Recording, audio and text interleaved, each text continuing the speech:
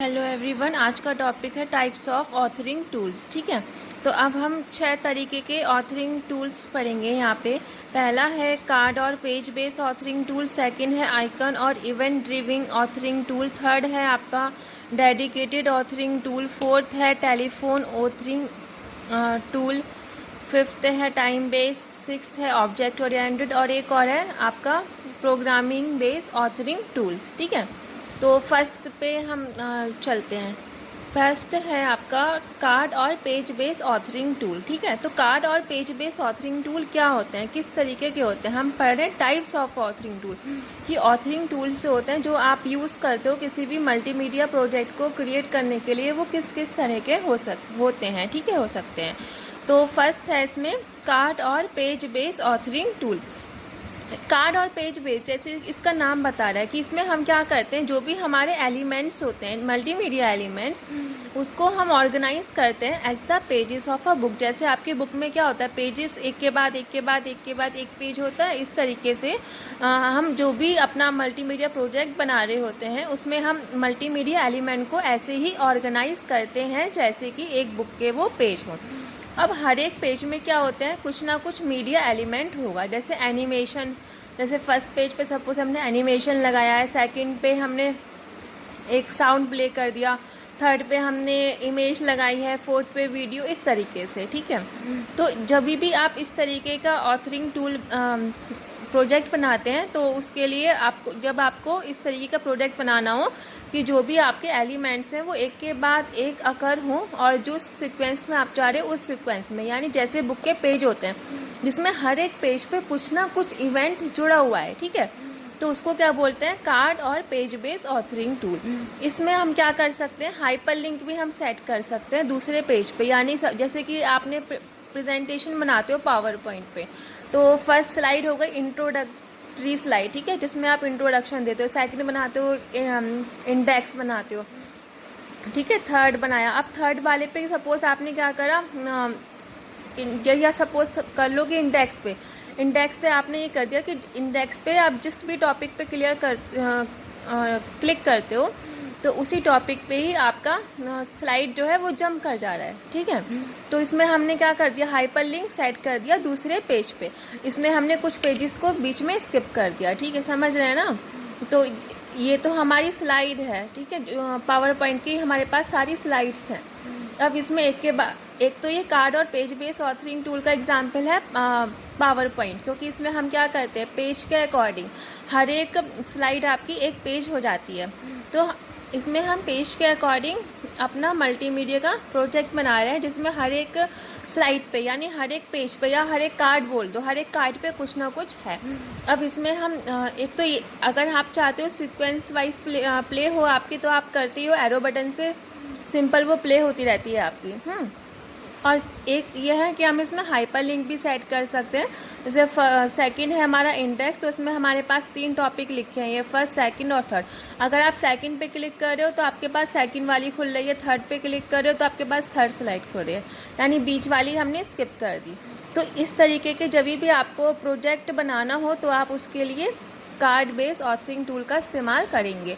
ठीक है, तो एग्जाम्पल हो गया पावर पॉइंट। एडवांटेज ये है कि इजी टू यूज़ होता है, सही बात है, क्योंकि इसमें हमारे पास बहुत तरीके के टेम्पलेट्स होते हैं, है ना, और अलग अलग इसमें हम ऑब्जेक्ट लगा सकते हैं, साउंड, एनिमेशन, कुछ भी हम इसमें अटैच कर सकते हैं। इजी टू अंडरस्टैंड, समझ में भी आने में भी बहुत ही आसान होता है, क्योंकि हर एक स्क्रीन क्या है, एक पेज की तरह से ही है, इस पर कुछ ना कुछ इन्फॉर्मेशन हमारी डिस्प्ले हो रही है। और शॉर्टर डेवलपमेंट टाइम, यानी इसको डेवलप करने में टाइम क्या लग रहा है, बहुत ही कम लग रहा है। ठीक है, डिसएडवांटेज क्या है इसकी, एक तो ये इतना पावरफुल नहीं है। अगर आप मल्टीमीडिया प्रोडक्ट बना रहे हो, आपको बहुत ही ज़्यादा अच्छे से दिखाना है, बहुत और फीचर्स आने चाहिए, जैसे सपोज इस टाइम पे ये हो, उस टाइम पे ये हो, कुछ ज़्यादा ही एडवांसमेंट चाहिए, तो उसके लिए ये स्टैंड अलोन नहीं है, यानी कि आप इसी का इस्तेमाल करके सब कुछ फीचर्स इसमें ऐड नहीं कर सकते।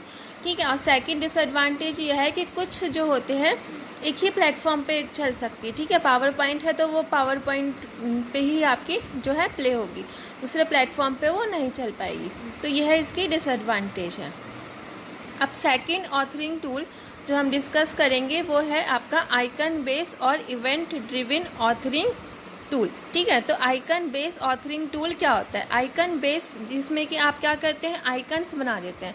जैसे डेस्कटॉप पे आपके आइकन्स बने हुए होते हैं, ठीक है, या फ़ोन में अलग अलग आपके क्या होते हैं, आइकन्स होते हैं। ये आपके आइकन्स हैं, ठीक है। तो आइकन बेस टूल्स जो हैं वो क्या करते हैं, विजुअल प्रोग्रामिंग अप्रोच। जैसे पढ़ा था कि विजुअल प्रोग्रामिंग बहुत ही आप अच्छे से प्रोग्रामिंग कर सकते हो देख के कि अगर इस वाले पे है तो इस पे साउंड क्लिक होगी, ठीक है, जैसे हमने इस पे साउंड का आइकन बना दिया। इस पर है तो आपकी ये पिक्चर डिस्प्ले होगी इस तरीके से, है ना। तो ये विजुअल प्रोग्रामिंग अप्रोच प्रोवाइड करवाते हैं। इसमें सबसे पहले मान लो हमको प्रोजेक्ट बनाना है तो हम पहले क्या करते हैं, फ्लो चार्ट बनाते हैं कि ये होगा, उसके बाद ये आना चाहिए, है ना। फर्स्ट इमेज आनी चाहिए, सेकंड साउंड आना चाहिए, थर्ड में एनिमेशन, फोर्थ में वीडियो। इस तरीके से पूरा फ्लो चार्ट बन के मेरा तैयार है। तो अब उस फ्लो चार्ट पे मैंने क्या करा, अपना अलग अलग आइकन ड्रैग करे कि इस वाले आइकन पे क्लिक करेंगे तो साउंड प्ले होगा, इस वाले आइकन पे क्लिक करेंगे तो इमेज ओपन होगा।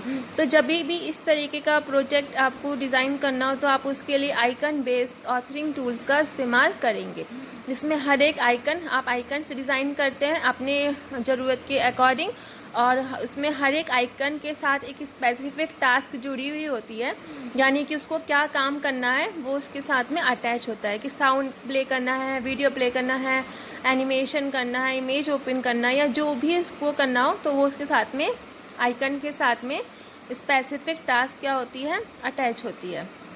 और फिर जब आप उसको बना लेते हो तो आप उसको प्लेबैक करोगे और फिर फाइनली क्या कर सकते हैं, आप उसको विजुअलाइज कर सकते हैं अपने स्ट्रक्चर को, और फाइनल एप्लीकेशन पे आप नेविगेट कर सकते हैं, ठीक है, कि हमारी फाइनल एप्लीकेशन कैसे लग रही है, किस तरीके से वो प्ले होगा, ठीक है, और किस तरीके से फंक्शनिंग हो रही है, वो हमारा पूरा जो है डिज़ाइन हो जाएगा। बहुत ही अच्छे तरीके से, बहुत ही यूज़र इंटरेक्टिव होगा, क्योंकि इसमें विजुअल प्रोग्रामिंग अप्रोच प्रोवाइड होती है, ठीक है।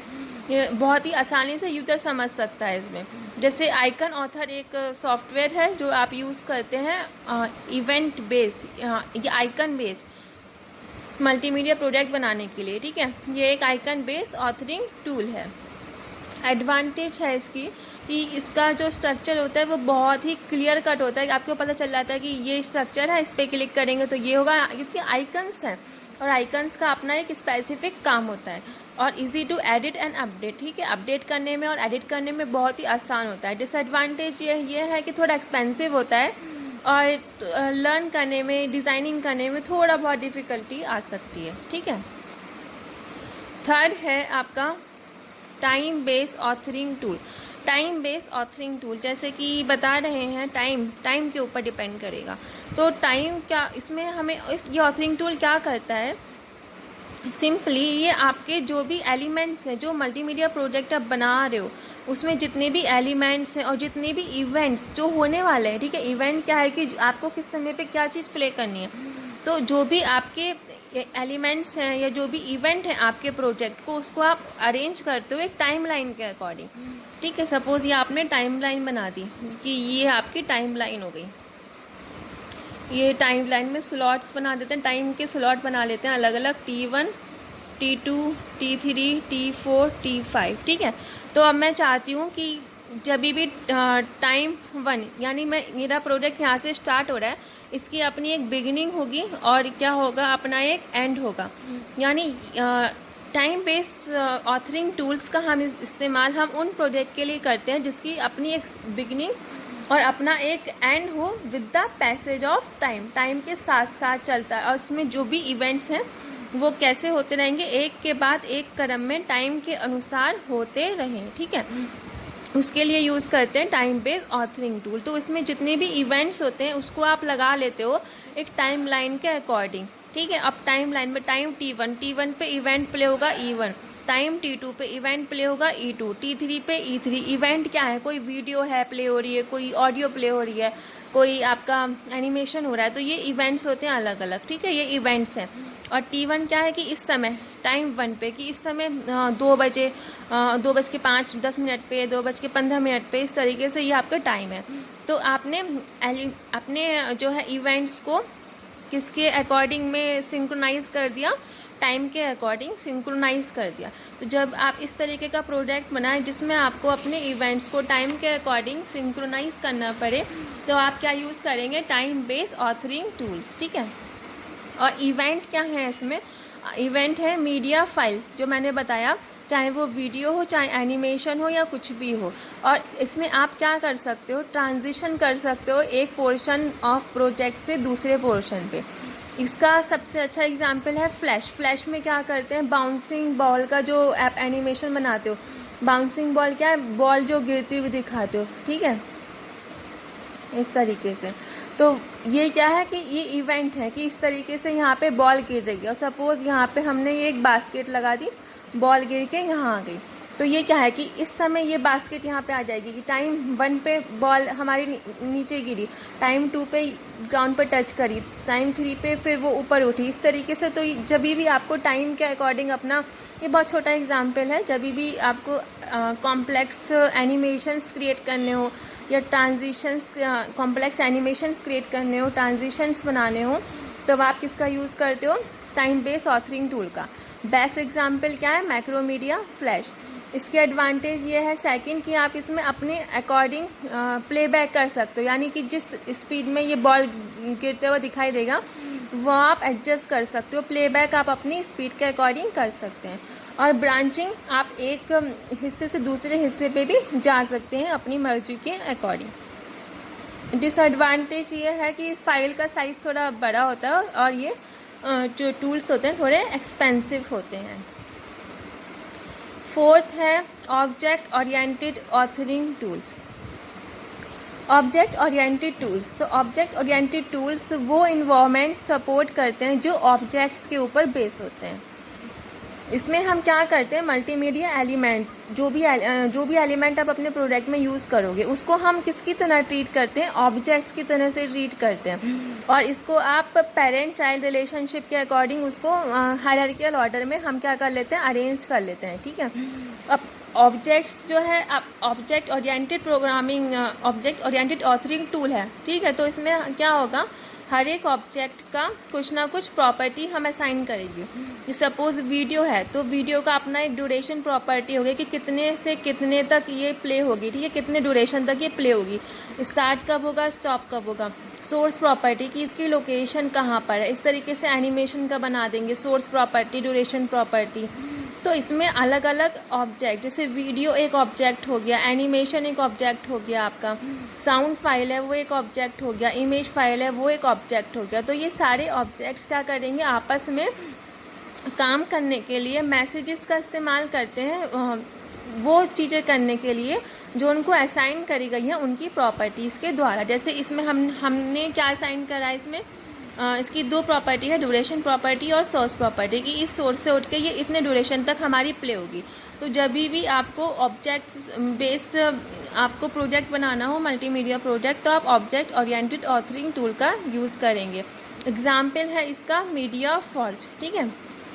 इसमें क्या हो रहा है, मैसेज के अकॉर्ड मैसेज यूज़ हो रहे हैं ऑब्जेक्ट से इंटरेक्ट करने के लिए, और ये पूरा का पूरा किस पे बेस है, ऑब्जेक्ट के ऊपर बेस है। हर एक ऑब्जेक्ट की अपनी प्रॉपर्टी होगी स्पेसिफिक, जिस प्रॉपर्टी के अकॉर्डिंग वो अपनी टास्क को परफॉर्म करेगा, ठीक है। अब नेक्स्ट है आपका डेडिकेटेड ऑथरिंग सिस्टम। ये बहुत ही आसान है। डेडिकेटेड ऑथरिंग सिस्टम वो टूल्स होते हैं, डेडिकेटेड ऑथरिंग टूल वो टूल्स होते हैं जिसको हमने डिज़ाइन करा है एक सिंगल यूज़र के लिए, यानी एक ऐसा यूज़र जिसको ज़्यादा कंप्यूटर की जानकारी नहीं है, जो वो ज़्यादा एक्सपर्टाइज नहीं है कंप्यूटर की मतलब डोमेन में, ठीक। जैसे सपोज़ कोई बंदा है, उसको पेंट करना है, तो वो क्या है, एक ये एग्जांपल है डेडिकेटेड ऑथरिंग टूल का, कि पेंट एक टूल है जो डेडिकेटेड है, जिसके थ्रू आप मल्टीमीडिया कंटेंट को जनरेट कर सकते हो, इमेज बना सकते हैं, ठीक है, पावर पॉइंट से स्लाइड्स बना सकते हैं। तो सिंपल ड्रैग एंड ड्रॉ का कंसेप्ट होता है। अब ऑथरिंग इसमें किस पे बेस होती है, ऑब्जेक्ट के ऊपर बेस होती है,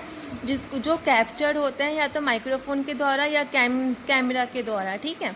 तो डेडिकेटेड ऑथरिंग सिस्टम के एडवांटेज ये है कि एक तो ये एक्सपर्टाइज की इसमें कोई आवश्यकता नहीं होती, और बहुत ही सिंपल होते हैं, एक ही यूज़र के लिए डेडिकेटेड होते हैं।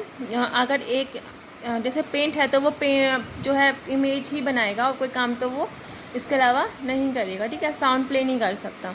तो इस तरीके के हम ऑथरिंग टूल को डेडिकेटेड ऑथरिंग टूल कहते हैं। सिक्स्थ है आपका telephone authoring system. Telephone authoring system क्या होता है? इसमें हम जो आपका फ़ोन है उसको हम लिंक कर देते हैं किसी भी मल्टीमीडिया इलेक्ट्रॉनिक एप्लीकेशन से।